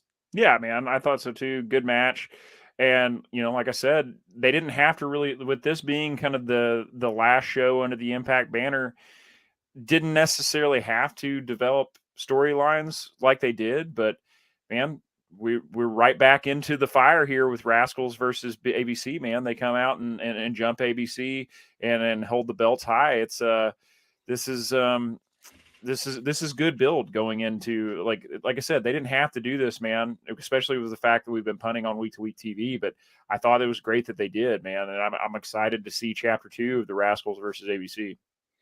Yeah, we knew we were going to get back to it, but the fact that they're going so quickly back to the Rascals and ABC, wouldn't be shocked if we don't. I mean, we could potentially see it at Hard to Kill, and probably it is your most reputable and exciting tag match. Why not go with it? Because you can have the most eyes on the product upon entry into it, and you want to showcase the tag division in a positive light. Well, what's better than the Rascals and ABC feud we've seen over the past really year? The fact that they've gone back and forth, and we have the new sort of iteration of the Rascals with Myron Reed involved, and I really like what they're doing here. And maybe they'll bounce the titles back, but at the end of the day, we're going to get great work rate, and these dudes have a blood feud at this point. Yeah, got a lot of heat on it. I like it. So we had this backstage segment with Alexander and ZSJ, and I like the combination of ZSJ and Alexander, and ZSJ talking about just really working with the Machine Guns and talking about it's about time they step foot in the ring. And tonight he wants to really just make an impact on this roster. And we know ZSJ, Zack Sabre Jr. is allegedly, according to most circles, he is the greatest technical wrestler in the world. I mean, bar none. Maybe people will say Bryan Danielson. Maybe some people will say Zack Sabre Jr. And Danielson feels like he would say Zack Sabre Jr. in that presser after their match that they had together. I think he talked about how Zack Sabre Jr. was unlike anyone else he's been in the ring with. And we talk about the growth all the time of Will Ospreay, but Sabre Jr. has come such a long way in such a short period of time as well. And he feels so polished now. And I think the fact that it took him this long to be on an Impact screen, it was kind of cool that this is, one of those unchecked boxes for him and for the company, and having him here felt like a big deal. Like I said, big fight feel. And he's accomplished so much in such a short period of time. I would love to see him again come back here and be featured in a singles feud somewhere down the line. Yeah, man, me as well. I really enjoyed him being a part of this show. Like we talked a couple weeks back, how it was kind of mind blowing that he'd never been on an Impact or a TNA show at this point. I think it's honestly for the better at this point, because like you said, he's come such a long way. The fact that he is in the conversation of being one of the greatest technical wrestler alive at today, it makes his debut feel like a lot bigger deal on both sides, for him and for Impact as a promotion. So yeah, I was excited to have him here, man.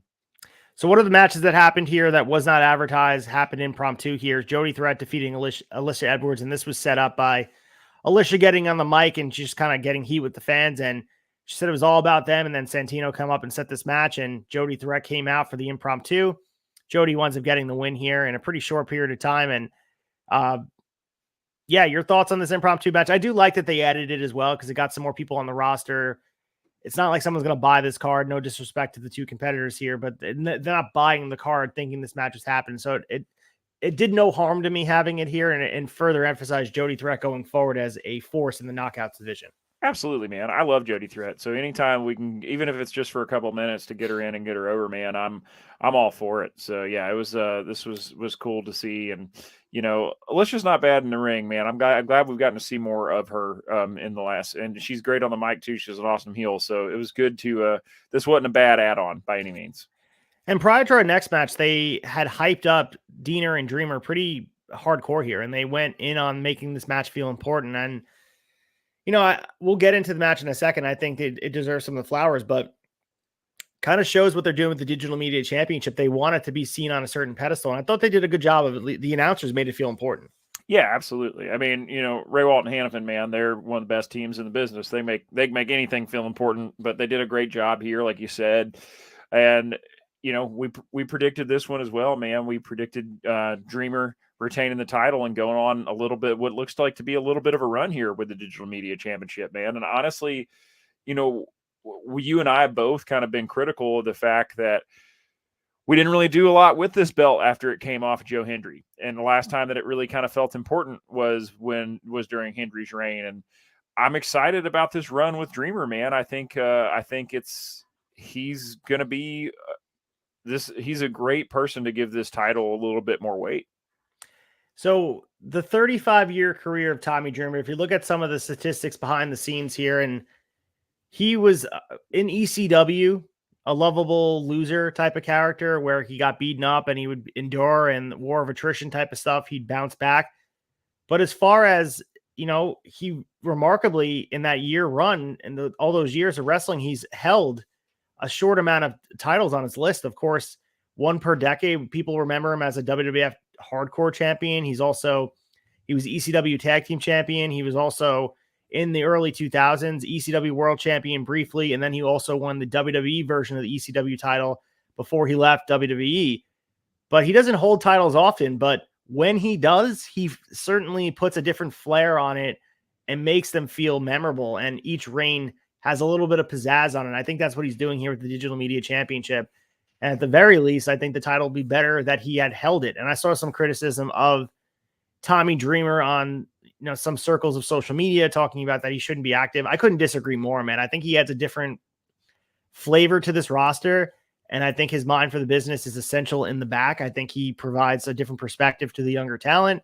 I'm a huge fan of Tommy Dreamer. I mean, I'm rocking the ECW shirt right now, but I think he's so important here, and I think he can still give a lot to the business. And this match was fun, man. Like, I thought this match really delivered, and definitely better than expected for sure. And Tommy Dreamer went out there with no smoke and mirrors and kind of, tore it up with Diener. I thought this was good. Yeah, I did too, man. It delivered more than I expected from it, and I'm right there with you, man. I'm a huge Dreamer fan, and I think he's got a lot left to offer the business, both in ring and backstage. I mean, there's the innovator of violence, man. It's anybody thinks he doesn't need to be in the ring can, man, kick rocks as far as I'm concerned. Agreed, man. I also think that it adds prestige to this championship with him carrying it around. He's bringing it on Busted Open Radio, and it adds a different layer to what they're doing here. And I think the title's been searching for an identity since Hendry lost it. And I think it's gotten to a point where, of course, Dreamer's not the be all end all, the final destination for this championship, but he is certainly a great stopping point to really dust off some of the cobwebs of where they were going with it and reassess and help build up the talent he's wrestling. We talked about even the guy like Diener, who's kind of been at a loss a little bit. And this match he had here brought to the attention is like, again, this guy can bring it. This guy's talented. He should be featured in a big way. And I can't say enough nice things about this match. And I went in with pretty mild expectations. And I would say this definitely exceeded, like you said. Absolutely. So going to this backstage segment, we mentioned the debut of Trent Seven, but obviously the Rascals getting involved in the tag team championship match earlier in the night at the end, attacking ABC. Santino makes an impromptu tag match because he says he wants the Rascals back in action. He says you're going to be facing Mike Bailey and a mystery partner. And Wentz is just like really annoyed about all this stuff. And Trey is laid back and still hanging out and all that. We've seen that side of him. And the pop that Trent Seven got was awesome. This also shows the divide in certain fan bases. And I think Trent Seven really resonates with this fan base. I think people really are the TNA / Impact fans are very in tune with outside of their bubble. And I think a guy like Trent Seven, like we mentioned before during the Insight, he fits in well because the fans kind of know what he brings to the table. And also he fits their style. But I was shocked here. I was almost expecting John Gresham because we've seen them team together before, and John Gresham is doing the heel stuff. Like, I didn't know who this would be, and I was shocked to see Trent Seven. Same here, man. It was a big surprise. No disrespect to John Gresham, but that if Gresham had been the surprise partner, that would have been a big letdown for me. I would have been wanting the one-on-one match in its place. This was a great way to debut Trent Seven, man. And like you said, this is a big signing. This is a good get for TNA, man. And I thought they did a really good job with it. And it was a good match. Yeah, they tore it up, and we got a Speedball Mountain chant throughout this, and I will forever call them Speedball Mountain because I think that's a fantastic name for a tag team. Like you said, I mean, what would you expect? This Speedball, Trent Seven, and Trey Miguel and Zachary Wentz going in there and absolutely fucking tearing it up. That's what you'd expect, and they did that and more. What a great entree into being on this roster for Trent Seven. What a great first impression if people weren't familiar with them and this is the first time seeing them. Off to a great start. And we mentioned the promo from Scott D'Amore coming down to a big TNA chant. He got a huge pop, and him cutting that promo, you're just like, you get emotional, man, because like this dude loves the promotion so much. And I thought like such a great man. There's not enough words to talk about what he feels like. You want to run through a brick wall for this dude. And him on the mic, like, is there any other leader that is universally loved on the mic when he gets out there? I don't know if there's any other leader in wrestling that would get, maybe Paul Heyman in ECW had this type of energy, but this dude feels like he's leading a revolution for his fan base. And it's not often you have this, because you know what I'm saying? Yeah, man, absolutely. I like that you said Heyman and ECW there because it's similar, but even in Heyman and ECW, man, he still had his haters, and like everybody loves Scott D'Amore. Like this guy is, you can't, his energy is infectious. You cannot help but get fired up and get behind anything he's saying anytime he's in a ring, man. I mean, he's the perfect guy to lead the charge. So I love this promo, and I love that they gave it credence. They didn't just they easily could have just rested on their laurels and just put a social media post up after the match and just had him say he's part of the TNA roster. But the fact that he thought enough of Trent Seven to have him sign a contract in the ring speaks about really the culture in the locker room. And I don't know what other way to say it. It felt larger than just saying he's here. And absolutely, we're looking at this roster be constructed with the guys that are here, the guys who are already stable on this roster. But now we mentioned Adam Leon Slaters, the Kashitas, re-emerging with PCO. And now you add Trent Seven to the fold. And this roster is really coming together, and Trent Seven feels like he's going. I wouldn't use the word pillar, but he's going to be an essential part of the storytelling going forward. Oh, absolutely, man. Yeah, I don't, like I mentioned earlier, I don't expect him to, fall to the mid card. He's going to be a major player early on. So that backstage segment, kind of the mirror image of the ZSJ one with the Motor City Machine Guns, sort of saying about, giving the credence to ZSJ and talking about their resume and building up this match. Jake Something beat Jason Hotch, and this was a pretty quick match, and we expected this. Jake Something coming in looking strong, and that was pretty much it. So giant powerbomb before winning into the void, and so here it is. So Jake Something is being featured. What are your thoughts about what is a program you like to see Jake Something when TNA relaunches and they have some TV shows? Where do you want to see Jake Something kind of move into? Man, like we mentioned, the main event is pretty crowded at this point, even though I think he's hot and ready to be plugged into that role at any point in time. I'd like to see him I'd like to see him with a belt, man, and whether that's Digital Media Championship. I think that, especially like we said, we're already kind of building it up and putting a little bit more prestige on it. I'd love to see him get a hold of that belt. For sure. I think that's a good spot for him to land. And Jason Hotch, like you said, he's doing his thing. I like to see him in singles action. It's not often he is. I mean, very rare Jason Hotch is in singles action, but I would like to see the Good Hands return to prominence as well. Just as subculture would be great to have back out there as well. But we'll see what they do with him. But the story here was Jake Something, of course. But we also talk about Moose here. And Moose took on Rhino. And again, maybe we're just geniuses here, but we predicted pretty much all these matches and the results. We did. But Moose got the win here. Really hard-hitting match. And I really like what they did. And I was talking about this on Wrestling Tonight, what they did with the ref bumps. And it's so often that with ref bumps and usage of that as the finish, they find a way to make the ref look, not smart, or they find a way to you have to suspend a lot of disbelief to expect that the ref didn't see what had happened. But the fact that, we had this standby ref there quickly and enough time had passed for the first ref to get up, it felt believable. And sometimes it's just like, oh, come on with this ref trope. It just feels like it's just an easy way out. But this wasn't the case here. And it's very rare that it falls in line perfectly. I thought this was great. So, with the first ref coming in to count the win, I thought it was well done. And they kind of swerved you a little bit here. Yeah, I did. So I thought the same thing, man. Very, very well executed on their part. Like, very often the ref bump trope is over exhausted, but when you can make it, believable and also the result of, a heel move, it's always so much better. What I also like too is we had Moose kind of playing that heel role by getting DQ'd really early in the match. He was about to leave and Rhino wants a street fight, and Moose playing the heel is about to leave. And then Dave Penzer gets on the mic and says, if he doesn't, according to Santino, you're going to lose your world title match at Hard to Kill. I thought that was great. Again, it played into Moose being a smart heel. Why? Because so many times he'd be like, all right, I'm going to accept the match, but he is a smart heel trying to reserve himself. Why would he want to wrestle Rhino? Well, right. He put some stakes on there, and if he loses his title shot, of course he's going to be back in the ring with Rhino. It's live story development, man. And like I said, they didn't have to do this for this show, but it was very well done. So also we talk about Kazarian talking about betting on himself. We've been talking about this week after week. He's been saying it on podcasts and interviews, whatever he can get his hands on. But also they're doing this on TV. They said again, I haven't won a world title, and I'm going to make 2024 the year I win it. So the fact that they're saying it, they don't often forecast things that are not achievable. And I'm not saying it's going to happen in February of this year. I feel like at the very least, Kazarian's going to be lined up as a contender, maybe for Moose down the line when he wins this championship. It would not shock me to see him heated up. And I'm not saying he's going to win the title, but they're at least going to give him the opportunity to compete for it. Yeah, and that'd be a hell of a program, man, between Moose and Kazarian. I would eat that up. So we move into this Jordan Grace and Trinity teaming up against Giselle Shaw and Deonna Purrazzo. Kind of a paint by numbers match here. Again, this is two wrestlers going to be wrestling each other in a main event in a month.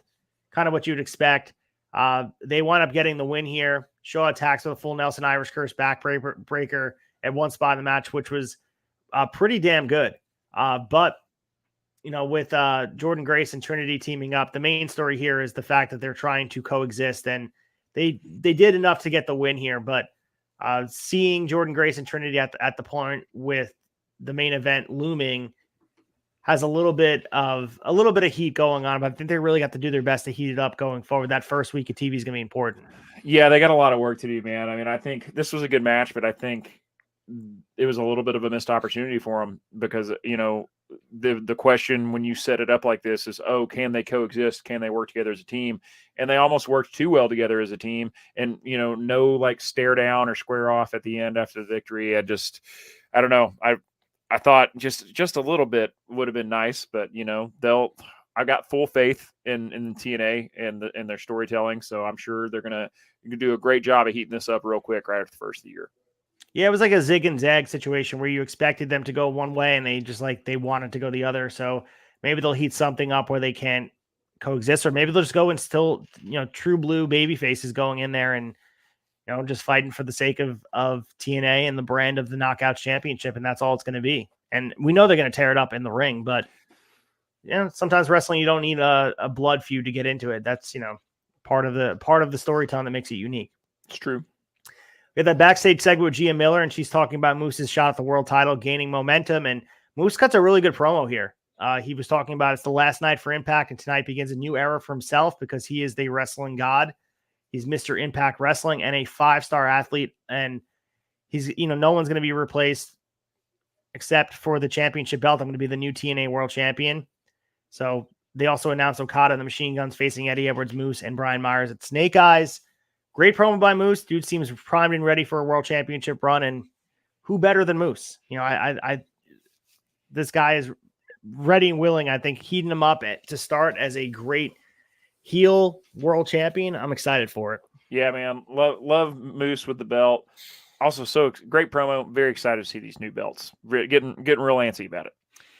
Yeah, there's been no leaks either. Like you think sometimes in the wrestling world, you get something go on Reddit or on X or something. Nothing. I haven't seen anything. They're doing a real, man. That's another thing, just to give TNA some more flowers. Like talk about, like Scott D'Amore said, like they've had this plan since early the name change has been planned for, I mean, damn near a year, and there was no leak on it whatsoever. No leak on Trent Seven signing. No leak on the belts. I mean, that speaks volumes to your locker room and your culture within your company. The fact that everybody believes in it so much and to that extent that there are no leaks, nothing's getting out, man. I mean, that they are very unique in that way with their product.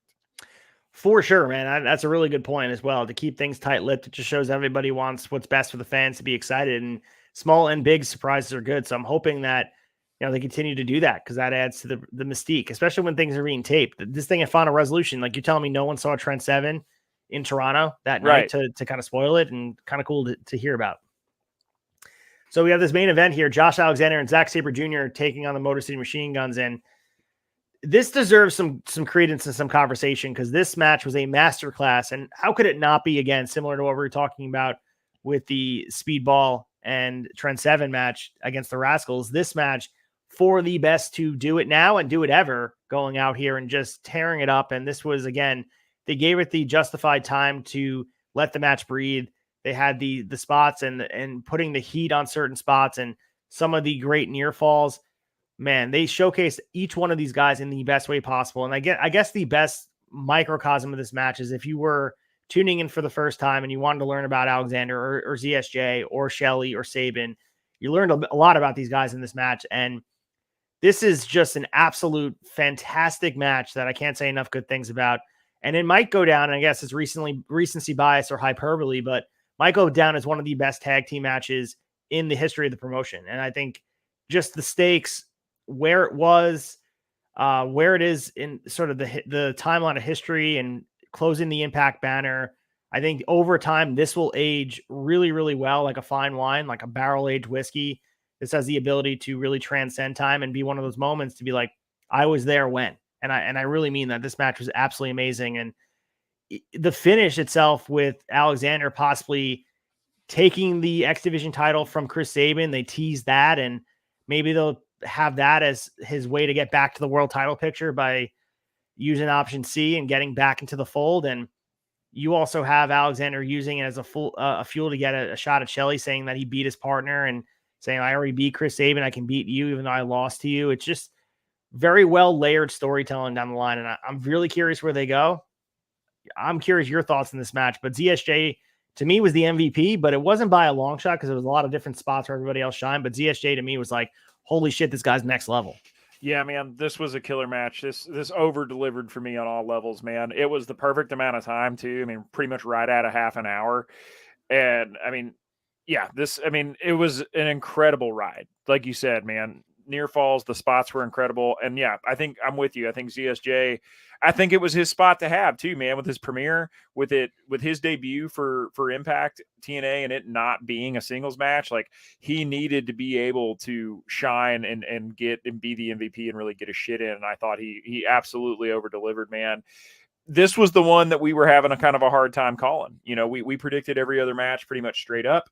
This was the one that we kind of could see going either way. You know, nobody thinks that ZSJ is necessarily taking a loss coming in, but also, you know, do you really beat the world champion and the X Division champion here at the main event in a pay-per-view?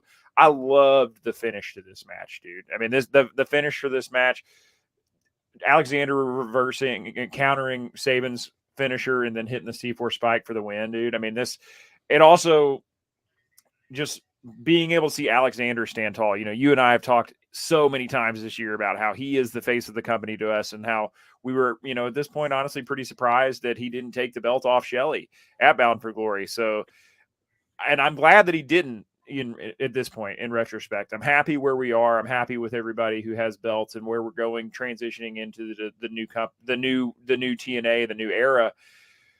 But this, I was very, very happy with this. And, you know, being able to, this highlighted and kind of, not that he, in my eyes, as somebody who follows the product as closely as I do, Josh Alexander hadn't been taken down a peg or, you know, he's still a pillar of the company. And, you know, but this, for those who been like, oh man, well, he's been cooled off a little bit. This finish and him standing tall at the end of this really put him right back in the forefront of everybody's mind and right where he deserves to be. So yeah, I loved it. Yeah, and I think you said it best, man, because Alexander was the beneficiary of getting this prime spot to shine and stand tall. But this is the type of match that is why I love pro wrestling. Like you watch a match like this and you just like, you're so enthralled in the product and you're so enthralled with the ride of the near falls, the 2.9999 counts at the, you know, at a spot where you think the match is over. You're almost convincing yourself that how could it not be over? The roller coaster ride in the best way possible, the adrenaline spikes that you hear here. And this is what wrestling is all about. And again, if you are not watching and you just happen to tuning in here and you're listening to us on a whim, you have to be watching matches like this. And this is why you can't miss these special events, whether it be the 4 tentpole events or the special events that are on the app that are streaming. You have to tune in. You can't miss this. And I understand there's an inundation of wrestling over time and there's so much on your plate. Make room for TNA. Make room for these events because they don't disappoint. You can find time in your schedule to watch these events. Take something else off. I'm telling you, like a match like this is the reason why you can turn a person that is sort of lukewarm on wrestling nowadays and you show them this match, the work rate, how hard these guys were working and telling a story with the in-ring action, but also the facial expressions, the character work. They're so well defined who they are. And ZSJ fits so well with these three guys. And this is his first time here, but he just fit into this narrative of finding a slot on here. And I'm curious to see what he does coming back because he looked great. You know, the fans accepted him, of course, and goddamn, man, this was one of those matches that you're going to look back on very fondly over time. It's going to be up there, and it's so tough when a match like this happens at the end of the year. We have the tourneys coming up on Wrestling Tonight. This is up there, dude, as one of the matches that I'm going to be like, it may not be my match of the year, but it's certainly like, it's testing my limits of having to reassess what these other matches brought to the table. It's a contender for sure, man, and I like what you said about ZSJ. I mean, he fit in seamlessly. And it's just, if you didn't watch Final Resolution, it is worth it to go on Fight, buy the replay just to watch this match. I will say that right now. Like if you hadn't watched it, this match alone, man, is worth the money.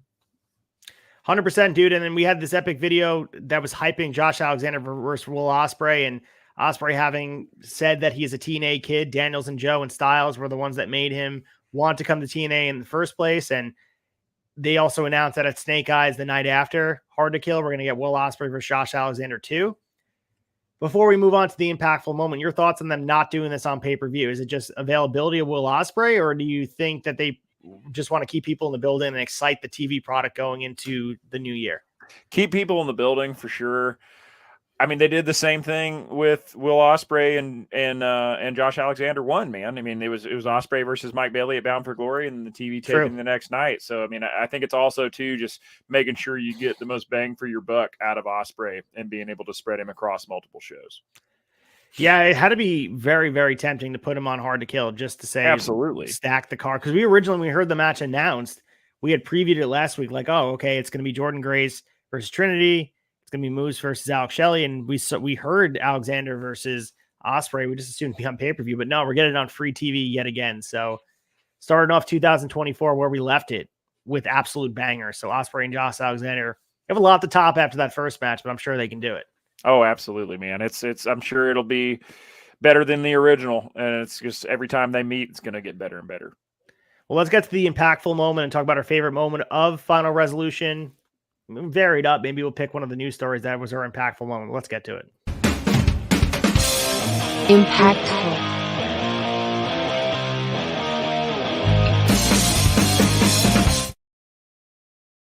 All right, here we are with the impactful, picking our favorite moment of the things we discussed today. Colton, I'll go with you.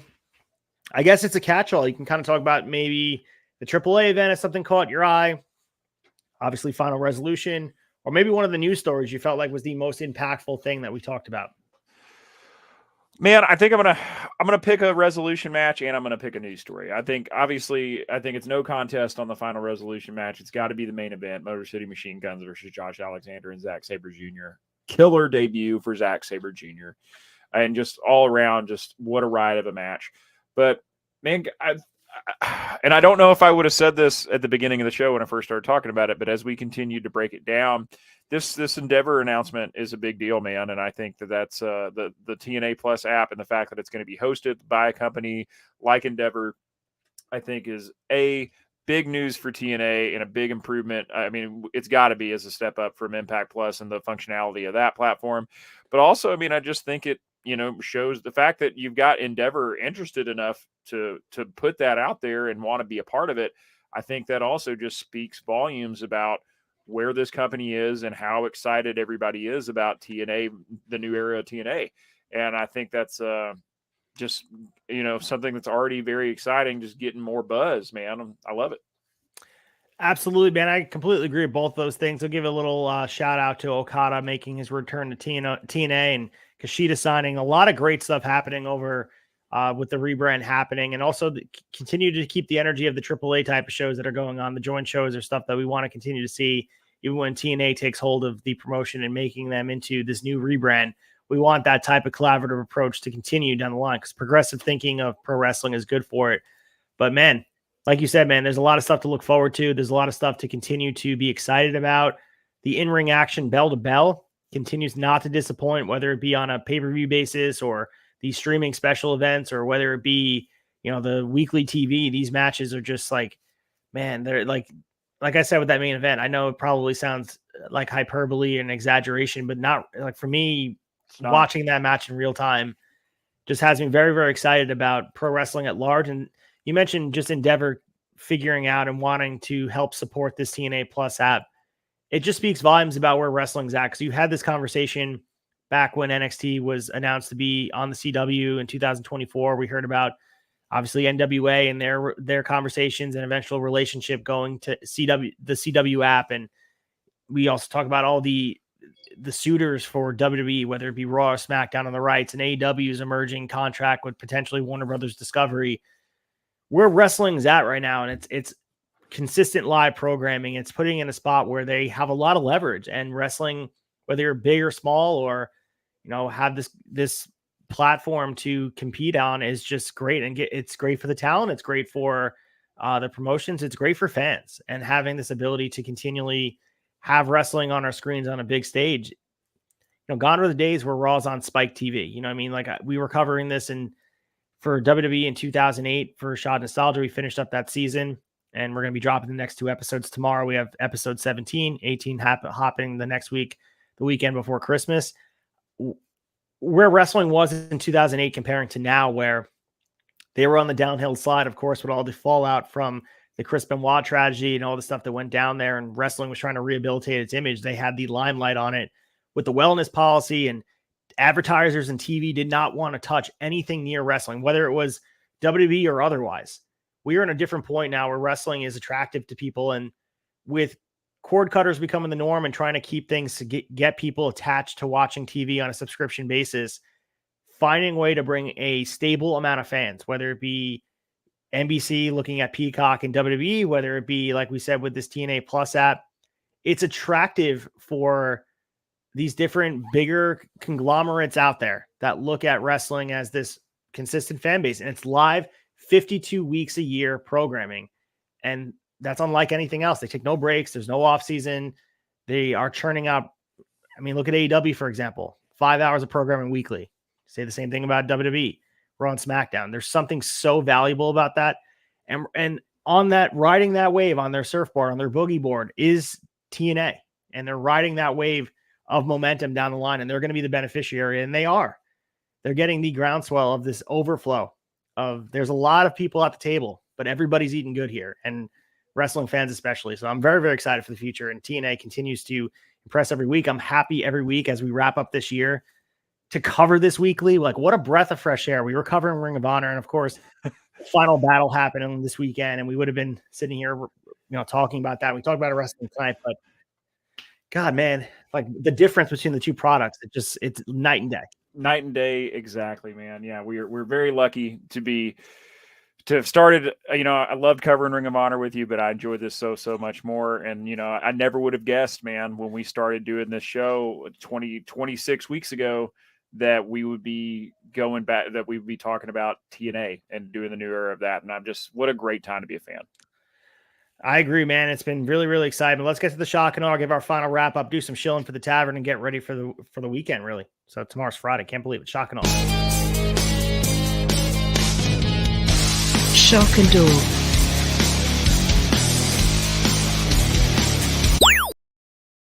All right. As we say goodbye on this Thursday evening, or potentially Friday morning, if you guys are listening to us on audio, next week's show will be on December 21st. We're going to be talking about whatever we're talking about, Impact and Access. I'm sure we're going to have more news to break down. We'll find a way to keep you updated and talk about all the stuff going on. And I really like the way this is flowing. Maybe as TNA approaches, we'll find ways to continually maybe not cover the blow by blow of the Impact on TV, but we'll kind of structure it similar to how the Raw Down does a catch-all for WWE. And with the news becoming more and more frequent and more justified to have long form discussions about Colton, like I feel like we're doing it justice having those conversations, because there's a lot to be said about what we talked about tonight. We could have spent even more time. We had to abbreviate it, and luckily I had the platform of wrestling tonight to wax poetic about it for like another 45 minutes. Right, absolutely, man. Yeah, it's I'm enjoying the revised format as well, man. And TNA's doing things different. Why can't we? So yeah, I'm excited to see what the show continues to grow and look like as we